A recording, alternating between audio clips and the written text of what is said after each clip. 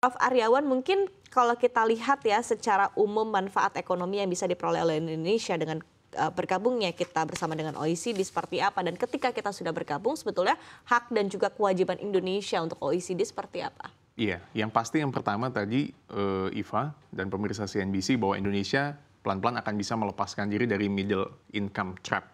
Ya, artinya negara yang berpendapatan ekonomi yang menengah menjadi step ahead lebih maju. Yang kedua adalah Indonesia bisa memanfaatkan akses dari 38 negara OECD. Karena dengan kita menjadi keanggotaan, masuk menjadi anggotaan di OECD, kita akan mengikuti standar public policy, e-budgeting, transparency, good governance, rule of law yang sudah di template yang sudah digariskan oleh OECD. Dan ini kesempatan kita untuk bisa menyesuaikan ke sana. Jadi menurut saya kita tidak usah pesimistik dulu. Dengan kesempatan kita ingin bergabung ke sana, ini kan ada aksesi, ini butuh proses 2-3 tahun kalau cepat. Artinya kita butuh proses untuk bisa bergabung menjadi keanggotaan internasional itu. Nah, yang kedua adalah kita bisa memperluas akses pengetahuan semuanya di antara member of OECD member. Nah, ini menjadi penting karena kan banyak keahlian, banyak expert yang ada di sana yang kita bisa membuka akses. Ketiga adalah kita juga bisa memperluas pasar UMKM di kita. Yang tadinya UMKM hanya bersaing di tingkat lokal, nah mudah-mudahan kita bisa bersaing di tingkat global. Nah, lalu pemerintah kan juga sekarang sedang menggembar-gemborkan mengenai hilirisasi.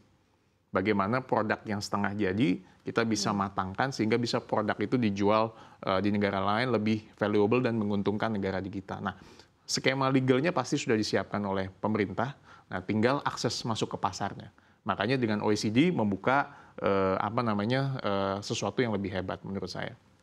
Keempat adalah membangun hubungan kemitraan dan diplomatik bagi negara yang menjadi OECD member dan non-member.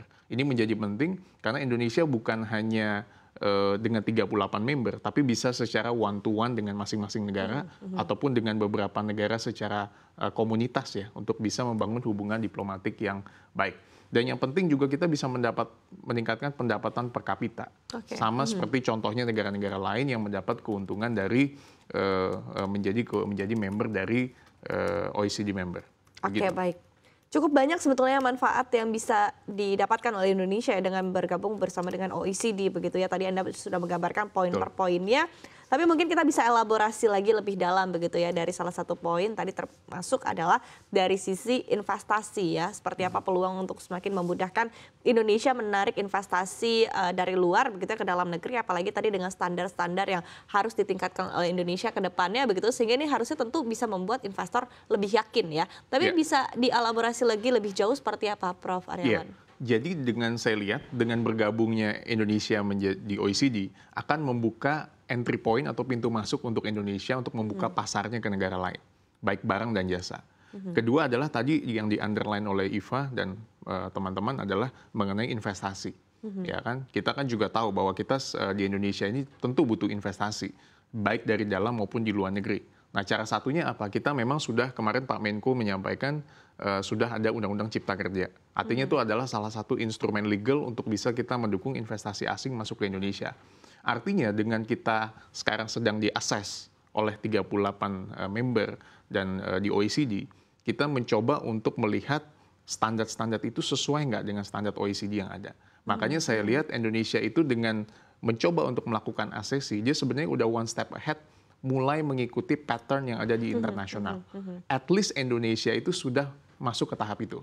Nah, dengan adanya itu, dengan jaringan OECD yang ada, saya yakin akan bisa promote investasi global ke Indonesia. Karena jalan satu-satunya adalah, salah satunya adalah dengan kita bergabung ke komunitas internasional. Selain kita membuat banyaknya tentu kemitraan-kemitraan atau hubungan diplomatik dengan banyak negara. Jadi yang bisa saya suggest kepada pemerintah maupun kepada masyarakat semua adalah bangun komunitas, bangun jejaring internasional, keanggotaan di luar seperti OECD, akan tetapi kita juga harus lihat kepentingan nasional di kita. Karena yang paling utama kan tentu kepentingan nasional. Betul. Nah, walaupun tentu kita bisa lihat, saya bisa melihat lah ada plus minusnya dengan kita keanggotaan yang ada. Nah, tetapi bagi yang pesimis, kita mengingatkan bahwa baiknya kita lebih optimis lagi untuk melihat bahwa ini adalah sesuatu hal yang positif dan tidak bisa semua negara itu bisa masuk di assess menjadi OECD member.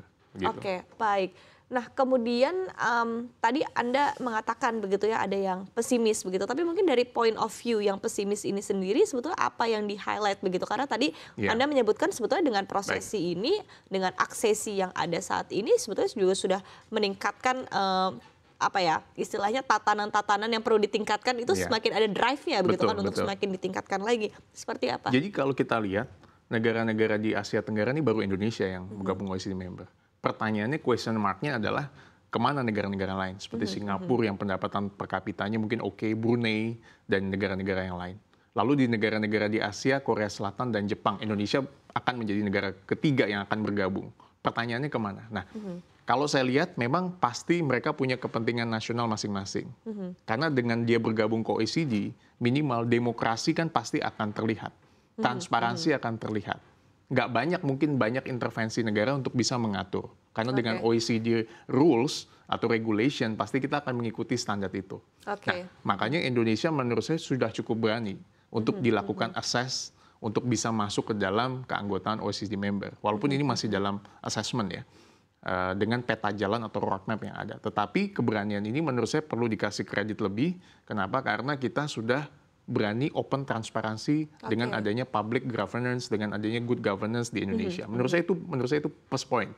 Ya kan mungkin ada beberapa negara yang mungkin tidak seperti Indonesia dalam kaitannya dengan keterbukaan informasi dan sebagainya, atau berkaitan dengan demokrasinya.